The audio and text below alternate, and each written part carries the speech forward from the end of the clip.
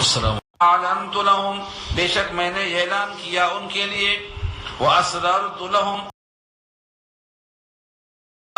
چپکے سے. پہلا لفظ ہے جہاد، پھر اس کے بعد اعلان، پھر اس کے بعد اسرار. تین چیزیں دعوت کے تین طریقے.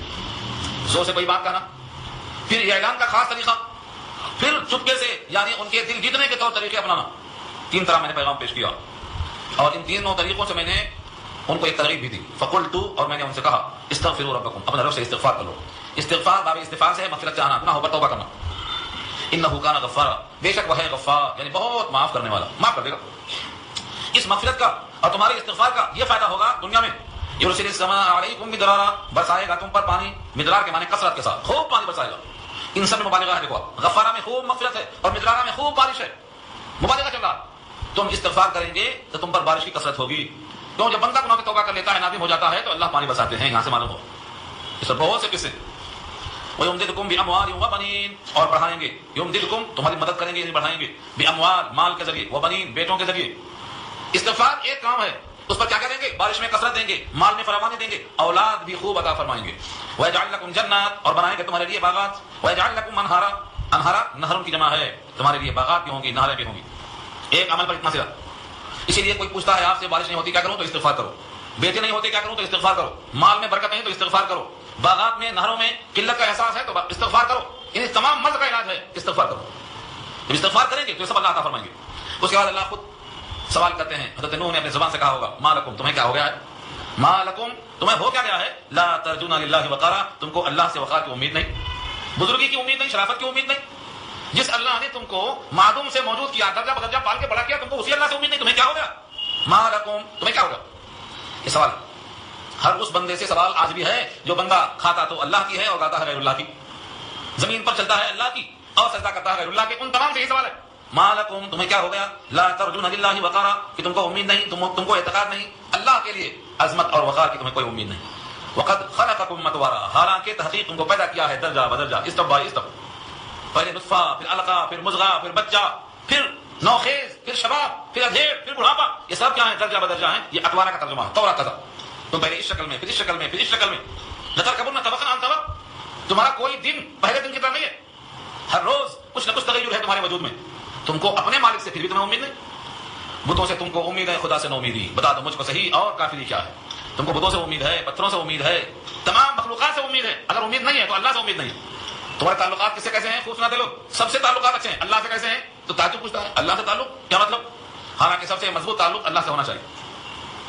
کیوں؟ اللہ کا ہم پر اتنا احسان ہے کہ ہمارا وجود اس کی عطا ہے، اس کے موجود کرنے سے ہم موجود ہیں. وقد خلقکم مطوارا، تم کو اللہ نے پیدا کیا ہے طرح طرح پر، یعنی ایک ایک منزل سے تم کو پہنچایا. الم تروا کیف خلق اللہ، کیا نہیں دیکھتے ہو تم کیسے پیدا کیا ہے اللہ نے؟ سبع سماوات، سات آسمان، طباقا، تہ پر تہ، تہ پر تہ. ایک آسمان پر دوسرا، دوسرے پر تیسرا، تیسرے پر چوتھا. سات آسمان تہ پر تہ جمایا، اوپر تلے سات آسمان بنائے. اور ایک آسمان سے دوسرے کے بیچ میں 500 برس کا فاصلہ ہے. زمین سے آسمان ہے اوپر تک 500 برس کا فاصلہ ہے. جس اللہ کی یہ شان ہے تم اس اللہ کا احسان ماننے کو تیار نہیں. صرف آسمان ساتھ نے بنایا. وجعل القمر فیہن نورا، اور بنایا ہے چاند کو اس میں نور کا ذریعہ، چاند نے منور کر رکھا ہے. وجعل الشمس سراجا، اور بنایا ہے سورج کو چراغ. دیکھو لفظوں میں کتنا فرق ہے. شمس کو سراج کہا اور قمر کو نور کہا. شمس سورج، سورج کیا ہے؟ چراغ ہے. چراغ روشنی تقسیم کرتا ہے. ایک چراغ سے کئی چراغ تشبیہ دیا. اور قمر کے لیے نور کہا، اس کے معنی سے روشنی کے ہیں. یعنی نور جو چاند کی روشنی ہے وہ فیض ہے اسی سورج سے. جب سورج کی شعائیں اس کے سامنے آتی ہیں تو ان سے وہ نور کو اکتساب کرتا ہے، پھر ہم کو روشن دیتا ہے. اسی لیے جب کہتے ہیں کہ چاند اور سورج بالکل محاذات میں آ جاتے ہیں تو بدر کامل بنتے ہیں، بدر منیر بنتے ہیں. اور جب ان سے اکتساب نہیں ہو پاتا ہے تو اس وقت کہتے ہیں چاند کو گوہن لگ گیا. تو چاند کو نور بنا، ذریعہ نور، اور سورج کو بنایا سراج. اللہ نے اس کائنات میں منور کیا. اب یہ بحث طویل ہوگی کہ سورج اور چاند دونوں آسمان کے اندر ہیں یا اپنے محور میں ہیں. یہ پوری بحث سورہ قمر میں آ چکی ہے، سورہ فرقان میں آ چکی ہے. سورہ فرقان میں یہ بحث آ چکی ہے. اللہ تعالیٰ نے انسانوں کے لیے آسمان میں بنایا ہے، بظاہر ایسا ہی نظر آتا ہے. اب تحقیقی لحاظ سے اگر وہ اپنی محور میں گردش کرتے ہیں اور کشش کی بنیاد پر ٹھہرے ہوئے ہیں تو اس میں کوئی انکار کی بات نہیں ہے. واللہ انبتکم، اور اللہ نے تم کو اگایا، انبتکم، تم کو بھی اگایا، من الارض، زمین سے. انسان نہیں مانتا، ماں کے پیٹ سے پیدا ہوا بولتا، مگر حقیقت یہ ہے کہ تم کو بھی زمین سے اگایا. اور اللہ نے تم کو زمین سے خاص طور پر پیدا کیا. تم کو اے انسانوں تم کو زمین سے پیدا کیا ہے. جس طرح زمین سے پپیا پیدا ہوا، انار پیدا ہوا، موز پیدا ہوا، تم کو بھی زمین سے ایسے ہی پیدا کیا. اور تم بھی ویسا ہی پکتے ہو جیسے پھل پکتا ہے، اور تمہارا بھی انجام ویسا ہی ہوتا ہے جیسے پھل کا ہوتا ہے۔ اللہ نے کیسے پیدا کیا انسانوں کو یہ سب جانتے ہیں، اور اللہ اس وقت سے جانتے ہیں جب بندہ زمین کے ذروں میں تھا۔ هو اعلم بكم اذ انشاكم من الارض، جب تم کو اٹھایا ہے زمین سے، زمین کی مٹی سے تم کو ابھارا ہے، اس وقت سے تم کو وہ جانتے ہیں کہ تم اب مٹی میں ہو، اور اس کے بعد اس مٹی سے غذا بن گئے، گیہوں بن گئے تو مٹی ہی تو ہے، چاول بن گئے تو مٹی ہی تو ہے، اب اس کو آپ نے غذا بنا کر کھا لیا تو خون ہے، خون کے بعد نطفہ حلقہ مضغہ ہے، یہ سب تمہارے درجات ہیں اللہ کی عطاؤں کے۔ هو انشاكم من الارض هو اعلم بكم اذ انشاكم من الارض واذ انتم اجنه في بطون امهاتكم، اور جب تم ماں کے پیٹ میں تھے اس وقت تمہیں جانتے ہیں یہ سب درجات، تو تم کو بھی اللہ نے زمین سے اگایا۔ واللہ انبتکم، اللہ نے تم کو اگایا، من الارض زمین سے، نباتا ایک خاص قسم سے اگانا، ثم یعیدکم فیہا، پھر تم کو لوٹائیں گے اسی میں، ہاں اس زمین سے اگایا ہے اور لوٹائیں گے کہاں؟ اسی زمین میں، آنکھوں سے مشاہدہ ہے۔ ویخرجکم اخراجا، اور نکالیں گے تم کو ایک وقت میں نکالنا، ایک خاص انداز سے نکالیں گے۔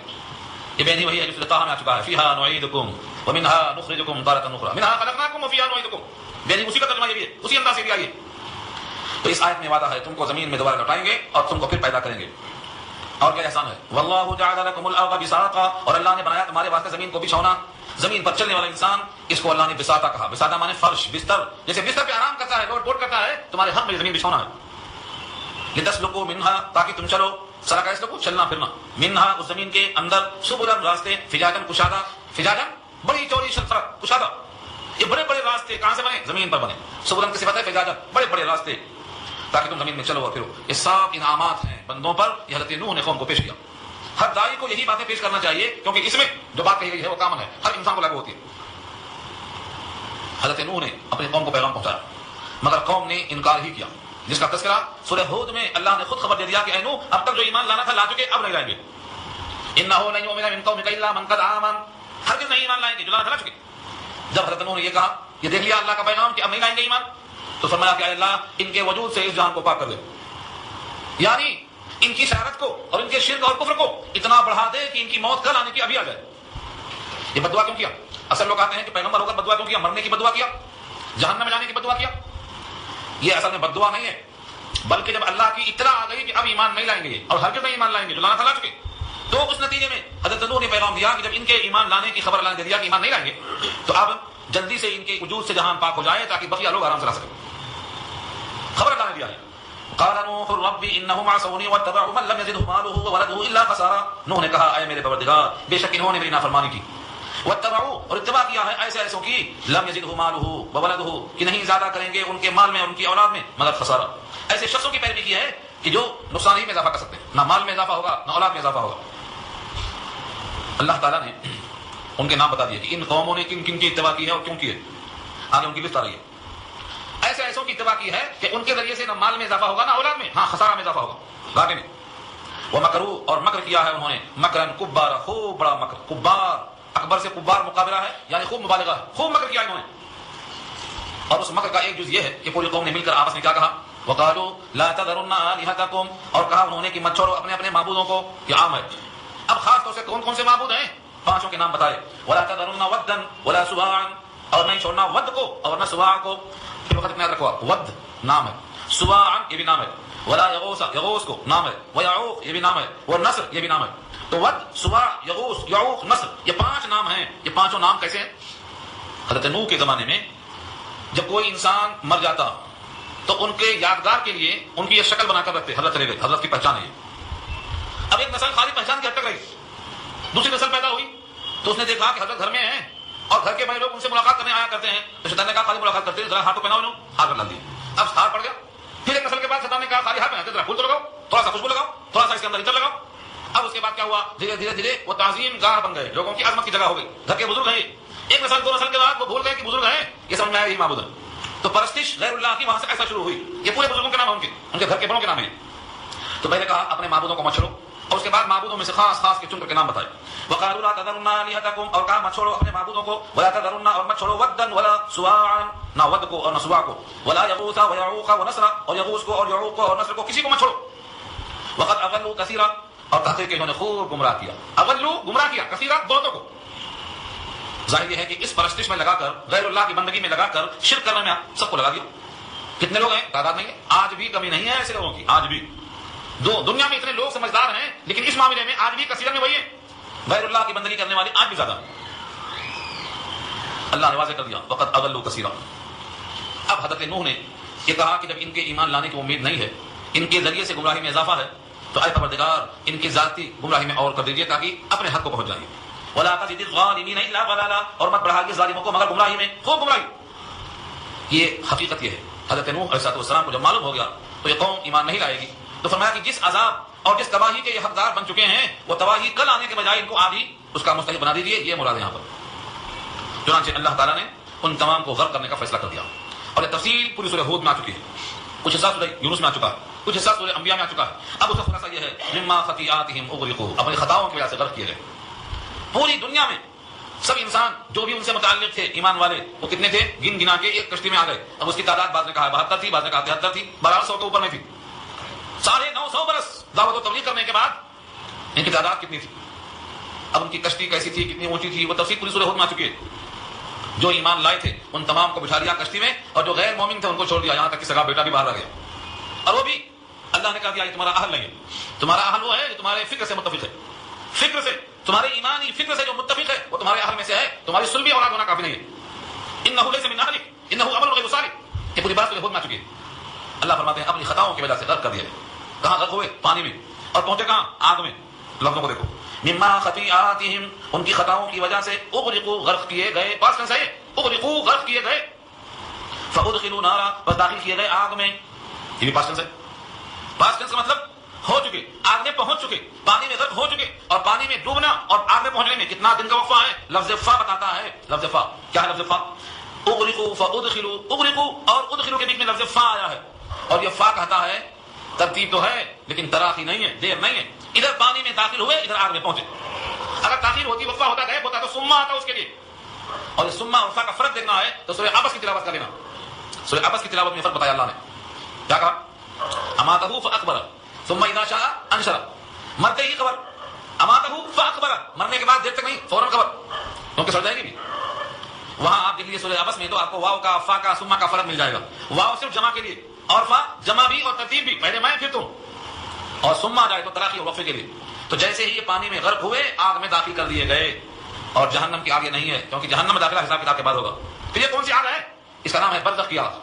اور جب برزخ کی آگ ثابت ہو گئی ہے خطاؤں کے لیے، مجرموں کے لیے، تو جو خطائیں نہیں کر کے گئے، توبہ کر کے گئے، سارے بن کے گئے، بجائے ان کے آگ کے ان کو پھل ملنا چاہیے، نہیں ملنا چاہیے، ثابت یہیں سے ہوتا ہے برزخ۔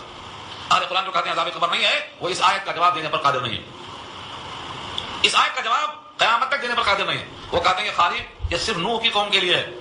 اور جب دوسری آیت پیش کرتے ہیں سورہ مومن کی، النار یعرضون علیہا غدوا وعشیا، آگ صبح شام پیش کی جاتی ہے ان کے اوپر، تو کہتے ہیں یہ آل فرعون کے لیے، آل فرعون کے لیے بھی ہے، نوح کی قوم کے لیے بھی ہے۔ تو صرف دو نے کیا غلطی کی کہ دو کے لیے، باقی واسطے نہیں ہے۔ اللہ کا قانون سب کے واسطے ایسا ہوتا، کوئی تبدیلی نہیں ہو سکتی۔ تو یہ پیغام دیا ہے کہ یہ دونوں کے دونوں کا حال ہے، سب کے واسطے ایسا ہی ہے۔ ہر مومن کو قبر میں یعنی برزخ میں راحت ملتی ہے، اور ہر کافر کو خطاؤں پر سزا ملتی ہے۔ جب بدعملی پر سزا ہو رہی ہے تو شرک اور کفر پر سزا ملنی چاہیے۔ چنانچہ امام بخاری نے ایک باب قائم کیا، باب اس بات عذاب القبر، عذاب قبر کے ثابت کرنے کا بیان۔ وہاں انہوں نے اس آیت کو اور اس آیت کو نقل کرنے کے بعد بہت سی روایتیں نقل کی۔ ان تمام روایتوں کو ہمیں جمع کیا ہے مٹی کے گھر میں، ہماری سٹی کا نام ہے مٹی کا گھر، اس کو سنیں آپ۔ مما خطیئاتہم اغرقوا فادخلوا نارا، ان کی خطاؤں کی وجہ سے ان کا انجام یہ ہوا کہ غرق کیے گئے، بس داخل کیے گئے آگ میں۔ فلم یجدوا لهم من دون اللہ انصارا، اور نہیں پایا انہوں نے، لم یجدوا لهم، ان کے لیے نہیں پایا انہوں نے، من دون اللہ، اللہ کے مقابل، انصارا، ناصر کی جمع انصار ہے، نصرت کرنے والے، مدد کرنے والے۔ بھلا کون مدد کرتا؟ پانی میں غرق کیے گئے، پانی کا غرق ہونا اللہ کا عذاب تھا، اس سے مدد کرتا کون؟ اور آگ میں پہنچنا یہ اللہ کا فیصلہ تھا، روکتا کون؟ وقال نوح، اور کہا حضرت نوح علیہ السلام نے، ربی اے میرے پروردگار، لا تذر، مت چھوڑیے، علی الارض زمین پر، من الکافرین دیارا، کافروں میں سے کوئی ایک گھر، دیار دار سے منع ہے، اور دار کے معنی گھر، ایک بھی زمین پر رہنے والا باشندہ مت چھوڑ، دیارن، کسی قسم کا کوئی گھر، چھوٹا بڑا کچا پکا نیچا اونچا کوئی گھر۔ یہ ترجمہ کہاں سے آیا؟ دیارن پر دو دفعہ لگا ہے تنوین، کوئی قسم کا کوئی گھر، ایک گھر مت چھوڑ، ہر گھر کی تباہی سوائے ان کے جو میری کشتی میں آ جائیں صاحب ایمان ہوگا۔ یہ حضرت نوح نے بد دعا کی اور اللہ کے حکم سے کی، کیونکہ اللہ نے اطلاع دی کہ اب ایمان نہیں لائیں گے۔ اس وقت تک جب تک آپ کو خبر نہیں دی گئی تھی تب تک کا یہ حال تھا کہ دن رات دعوت دیتے، اور لوگ اتنا مارتے کہ بے ہوش ہو جاتے، کپڑے میں لپیٹ کر گھر میں پھینک کے آتے کہ ابھی مر گئے۔ جب ہوش آتا وہی کام پھر شروع کرتے۔ ایسا کرتے رہے، ایک دن دو دن نہیں، 950 برس تک۔ جب اللہ کا پیغام آ گیا کہ اب ان سے امید مت رکھو ایمان لانے کی، تب یہ بد دعا ہے، رب لا تذر علی الارض من الکافرین دیارا، اے پروردگار زمین پر ایک کو بھی مت چھوڑ۔ اور اس کی علت بیان کیا، ریزن کیوں یہ کہا ہوں میں کہ ان کو مت چھوڑ زمین پر؟ کوئی وجہ ہے؟ دشمنی ہے؟ نفرت ہے؟ نہیں، اصل وجہ یہ ہے انک ان تذرہم، بے شک آپ اگر ان کو چھوڑ دیں گے، یضلوا عبادک، تو گمراہ کرتے رہیں گے آپ کے بندوں کو، ولا یلدوا الا فاجرا کفارا، اور نہیں پیدا کریں گے اولاد مگر فاجر اور کافر. کیونکہ 3 نسلوں کو دیکھتے ہوئے آ رہا ہوں، کیلے سے کیلا پیدا ہوتا اور نیم سے نیم پیدا ہوتی، کڑوے سے کڑوائی پیدا ہوتا. ان سے اچھائی کو امید نہیں ہے، ان کی ایک نسل سے امید کیا، یہ نہیں تو شاید وہ نہیں تو شاید وہ. لیکن یہ ایسے فاسق اور فاجر ہیں کہ ان کا نطفہ ایسا بن چکا ہے کہ ان سے کافر ہی کافر پیدا ہوں گے، سدھار کی امید نہیں. اللہ نے ان کی اس دعا کو قبول فرمایا اور ان کے اس ریزن کو بھی رد نہیں کر دیا. صاف کہا 3 جملے ایسی، اگر آپ ان کو چھوڑ دیں گے تو یہ پہلا کام تو آپ کے بندوں کو بھٹکائیں گے، چھیڑخانی کرتے رہیں گے. چنانچہ جب تک عذاب نہیں آیا اور منہ کشتی بناتے رہے تب تک یہ مذاق کرتے رہے، اور اتنا مذاق کیا نو کشتی کہاں چلاؤ گے، پانی تو ہے خشکا ہے. پھر بعض لوگوں نے اس کشتی میں پیخانہ بھی کر دیا، اس کو اللہ نے ان سے حساب کروایا. تفصیلی بات سورہ ہود میں دیکھو، یہاں لانا مشکل ہے پوری بات کو. پوری قوم کو اللہ تعالیٰ نے ایسا خارش مسلط کر دیا کہ سب اسی میں غوطہ دے کے اس کو دھل کے نہاتے، اس میں پوری کشتی کو صاف کرنا پڑا. مذاق بہت کئی لوگوں نے. اسی واسطے انہوں نے بتایا اگر زندہ رہیں گے تو آپ کے بندوں کو بھٹکائیں گے. ولا یلدوا، اور اولاد پیدا ہوگی تو کیسی ہوگی؟ فاجرن، فجرہ کے معنی اپنی خواہش کو پوری کرنے والے. فجر کو فجر کیوں کہتے؟ وہ نکلنے والا نکل کے رہتا ہے چادر پھاڑ کے، رات کی چادر پھاڑ کے صبح طلوع ہو جاتی ہے. تو فاجر کو فاجر سے واسطے کہتے ہیں کہ شریعت کی چادر پھاڑ کے اپنی خواہش پوری کرتا ہے، اس لیے فاجر ہو. اور فجرہ کے معنی بہہ پڑنا. دریا کو بھی اسی واسطے کہتے ہیں فجر الانہار، دریا پانی چل پڑتا ہے، بچہ ہے تو باہر جاتا، بڈھا ہے تو باہر جاتا. فجرہ جاری ہونا. تو یہ فاجر پیدا کریں گے اور کفار کافر پیدا کریں گے. لہذا اب انہوں نے دعا بھی کی، بدعا ان کے لیے اور دعا اپنوں کے لیے. رب اغفر لی ولوالدی، اے میرے پروردگار میری مغفرت فرما. رب اغفر لی، پہلے اپنے لیے. پیغمبر ہو کر بھی پہلے اپنے لیے مغفرت چاہتے ہیں، جبکہ پیغمبر معصوم ہوتا ہے. اس سے ثابت ہوا ہے کہ کوئی اپنے کو مستثنا قرار نہ دے، جب بھی کسی کے حق میں دعا کرے تو پہلے اپنی فکر ضرور کرے. یہ نہ سمجھے کہ مجھ کو تو دعا کی ضرورت نہیں ہے، میں تو بہت نیکیاں کرتا ہوں، میں تو اتنے چلے لگایا ہوں کہ اب مجھے ضرورت نہیں دعا کرنے کی. یہ فکر نہیں کرنا. حضرت نوح سے بڑا کوئی نہیں ہو جائے گا. سب سے بڑے داعی کون ہے؟ حضرت نوح. ہر دعوت دینے والے کی مدت دعوت ان کے مقابلے میں 0 ہے. 950 برس، جبکہ لوگوں کی عمریں 100 سال کے اندر ہوتی ہے. اتنا زیادہ دعوت دینے والا کون ہوگا؟ لیکن سب سے پہلے اپنی مغفرت کی فکر لگی ہے، جب تک مغفرت ہو نہ جائے. اور یا تو یہ کہا جائے کہ تعلیم امت کے لیے ہے کہ جب نبی دعا مانگتا ہے مغفرت کی تو امت کو بدرجہ اولا مانگنا چاہیے. دونوں صورتوں میں ہمیں اپنے واسطے دعا کرنا چاہیے. اسی واسطے آپ جنازے کی دعا پڑھتے ہیں تو یاد کیا پڑھتے ہیں؟ اللہم اغفر لحینا و میتنا. کھڑے ہیں میت کے لیے، اس کا نمبر 2 پیارا ہے نا. پہلے اپنا، ہم ہمارے ساتھی جتنے کھڑے ہیں زندہ یہ بھی مغفرت کے محتاج ہیں. اس کے بعد مردے کا ذکر. اللہم اغفر لحینا و میتنا و شاہدنا و غائبنا. سب نمبر معلوم یہ ہوا کہ اپنی فکر، اپنے ساتھیوں کی فکر ہمیشہ دعاؤں کی شکل میں ہونا چاہیے. فرمایا رب اغفر لی، اے میرے پروردگار مغفرت فرما میری، ولوالدی، اور میرے والدین کی. یہ پتہ نہیں کہ حضرت نوح کے والدین مومن تھے یا نہیں تھے، اس وقت تک دعا کرنا ہر ایک حد میں درست تھا یا نہیں تھا. یہ تو بعد میں معلوم ہوا کہ مومن کو دعا کرنے کا حق صرف مومن کے لیے ہے. اگر ماں باپ مشرک ہیں تو ان کے حق میں دعا نہیں کر سکتا، جیسا کہ ابراہیم نے دعا کیا اپنے باپ کے لیے. لیکن جب معلوم ہو گیا کہ مشرک حق میں دعا نہیں کی جا سکتی ہے تو آپ نے اس سے براء کا اعلان کر دیا، میں بری ہوں. فلما تبین له انه عدو للہ تبرأ منه، قرآن کا اعلان ہے. تو یہاں پر صاف صاف صریح موجود ہے کہ میرے ماں باپ کی مغفرت فرما. تو 2 ہاتھ سے خالی نہیں، یا تو دونوں مومن تھے ان کے حق میں دعا کیا، اور یا تو ان کے حق میں مومن ہونے کی دعا ہے یہ، یعنی ایسی توفیق دیجیے کہ وہ مومن ہو جائیں اور اس ایمان کے بعد ان کی مغفرت ہو جائے. وہ یا توفیق ایمان کی دعا ہے ایمانوں میں. 2 شکلیں ہیں. وَلِمَنْ دَخَلَ بَيْتِيَ مُؤْمِنًا، اور جو داخل ہو میرے گھر میں بحالت ایمان. پہلے خاص دعا ہوئی، اب اس کے بعد عمومی. جو بھی میرے گھر میں ایمان لے کر آ جائے وہ میرا ہے، میرا ہے. اب اس کی مغفرت فرما. وَلِلْمُؤْمِنِينَ وَالْمُؤْمِنَاتِ، اور عام مومن مرد اور عام مومن عورتیں، ان سب کی مغفرت فرما. وَلَا تَزِدِ الظَّالِمِينَ إِلَّا تَبَارًا، اور مت ظالمین کو زیادہ کر مگر ہلاکت. تبارہ کے معنی ہلاکت. جب ظالمین کی ہلاکت میں اضافہ ہوگا تو یہ بھی ایک دعا کا جز ہے. اسی لیے عالمگیر عذاب آیا. بعض کہتے ہیں صرف اسی خطے تک آیا اور بعض کہتے ہیں سارے عالم پر محیط ہوا. اب اس کی طویل بحثیں. اس آیت میں یہ معلوم ہوا کہ دعا کرنا مفید ہے. آپ نے دیکھا انہوں نے دعا کیا اپنے مغفرت کے لیے بھی اور ماں باپ کے لیے بھی اور اپنے ساتھیوں کے لیے بھی جو ایمان والے ان کے ساتھ گھر میں داخل ہوئے ان کے لیے اور عام مومن مردوں عورتوں کے لیے. اس کا مطلب یہ ہوا کہ جب مومن کسی کے حق میں دعا کرتا ہے تو وہ مفید ہوتی ہے، اس کو فائدہ پہنچتا ہے. کیونکہ فعل عبث انبیاء نہیں کرتے، انبیاء کا کوئی کام حکمت سے قادر نہیں ہوتا. لہذا جب انبیاء اپنے ساتھیوں کے حق میں دعائیں مغفرت کرتے ہیں تو ہم کو بھی اپنے ساتھیوں کے واسطے دعا کرنا چاہیے. آج کا ماحول ہے ہم اپنے لیے بھی دعا نہیں کر پاتے. یہ بہت بڑی خرابی ہے. جس بندے کو دعا کرنا آ گیا اس بندے کو ہر چیز آ گئی. ہر نبی نے دعائیں کی ہیں، چاہے وہ نبی سلیمان جیسے بادشاہ گزرے ہوں، لیکن دعاؤں سے ان کی کوئی صبح اور کوئی شام خالی نظر نہیں آتی. ہمیشہ وہ دعاؤں میں رہتے ہیں. اس لیے دعا کرنا سب سے بڑی عبادت ہے. اب جو کہتے ہیں دعا و مخ العبادت، دعا عبادت کا مغز ہے، تو لوگ سمجھتے ہیں کہ نماز کے بعد کریں گے تو مغز ہے، باقی مغز نہیں ہے. دعا ہمیشہ مغز ہے. نماز کے پہلے ہو، نماز کے اندر ہو، نماز کے بعد میں ہو، رات میں تہجد میں ہو، تنہائی میں خلوت میں ہو، دعا بہرحال مغز ہے عبادت کا. دعا کے معنی ہی آتے ہیں تذلل کرنا. جس طرح مانگنے والا فقیر اپنے کو عاجز سمجھتا ہے, ساری کائنات کی ہدایت کے واسطے دعا کرتے رہنا, اور اس کا بڑا فائدہ آپ کو پہنچے گا. آپ کو پہنچے گا جب کوئی بندہ کسی بندے کے لیے دعائے مغفرت کرتا ہے, یا کوئی دعائے رحمت کرتا ہے, یا کوئی دعا کرتا ہے, دعائے صحت کرتا ہے, دعائے شفا کرتا ہے, دعائے عافیت کرتا ہے, تو ایک فرشتہ آواز دے کر کہتا ہے وَلَكَ مِثْلَكَ وَلَكَ مِثْلَكَ وَلَكَ مِثْلَكَ, اے اللہ فلاں کو ٹھیک کر دے, بیمار ہے, تو فرشتہ کہتا ہے اللہ اس کو بھی ٹھیک کر دے. ہم دوسروں کے لیے کرتے ہیں اور فرشتہ ہمارے لیے کرتا ہے.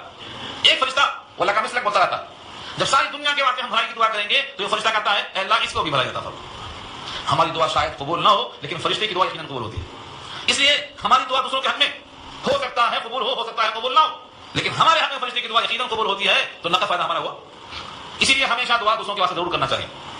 جب ہم دوسروں کے لیے دعا کرتے رہیں گے تو ہم ایک دوسرے کی دعا کے ذریعے سے اپنا فائدہ اٹھاتے رہیں گے. یہ سکھایا حضرت نوح نے. تو پوری صورت کا پیغام اور خلاصہ کیا نکلا؟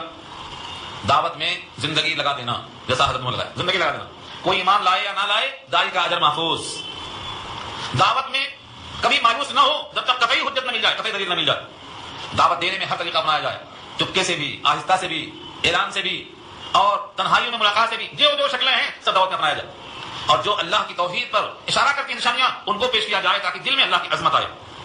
اور جو ان کی خرابیاں ہیں شرک وغیرہ کی, ان کی کمزوری کو آشکارا کیا جائے, اور اللہ سے اپنے حق میں بھی دعا کی جائے, اور صاحب ایمان کے حق میں دعا کی جائے. یہ خلاصہ ہے سورہ نوح کا. اللہ تعالیٰ عمل کرنا آسان فرمائے. وآخر دعوانا الحمدللہ رب العالمین. دعا کریں. الحمدللہ رب العالمین والصلاة والسلام علی سید المرسلین. یا حی یا قیوم برحمتک نستغیث. یا رب لک الحمد کما ینبغی بجلال وجهک العظیم. اللهم لا احصی ثناء علیک انت کما اثنیت علی نفسک. اللهم لا مانع لما اعطیت ولا معطی لما منعت ولا ينفع ذا الجد منك الجد. اللهم انا نسالك علما نافعا ورزقا واسعا وشفاء من كل داء. اللهم مغفرتك اوسع من ذنوبنا ورحمتك ارجى عندنا من اعمالنا. اللهم لا خير الا خيرك ولا خير الا خيرك ولا اله الا انت. اللهم انا نعوذ بك من الشقاق والنفاق وسوء الاخلاق. اللهم انا نسالك من خير ما سالك منه نبيك محمد صلى الله عليه وسلم, ونعوذ بك من شر ما استعاذك منه نبيك محمد صلى الله عليه وسلم. انت المستعان وعليك البلاغ ولا حول ولا قوه الا بالله. وصلى الله تعالى على خير خلقه سيدنا مولانا محمد وعلى اله واصحابه اجمعين برحمتك ارحم الراحمين.